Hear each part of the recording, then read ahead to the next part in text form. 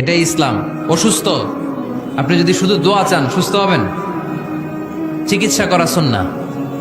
যেই রোগ হয়েছে ওই রোগের চিকিৎসা নেওয়া কি সুন্নাহ। আল্লাহর হাবিব অসুস্থ হলে চিকিৎসা নিতেন।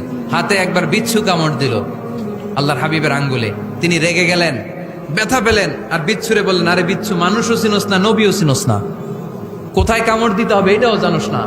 কিন্তু কামড় যখন দিয়ে ফেলছে বিশ্বনবী ব্যথা পাচ্ছেন। বিশ্বনবী সূরা ইখলাস পড়ে ফাতিহা পড়ে ফু দিতে লাগলেন। আর আম্মাজান আয়েশাকে বললেন, লবণের পানি গরম দিয়ে ঢালতে থাকো।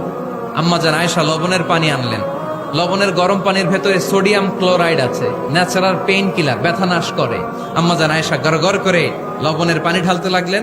আল্লাহর হাবিব কোরআন পরে ফু দিতে লাগলেন। পানি ঢালা শেষ, গড়গড় করে লবণের পানি ঢালা শেষ, বিশ্বনবীর দোয়া পড়া শেষ, এর মধ্যে আঙ্গুলের ব্যথাও শেষ। কারণ দুইটার সমন্বয় হয়েছে, দোয়াও আছে, দাওয়াও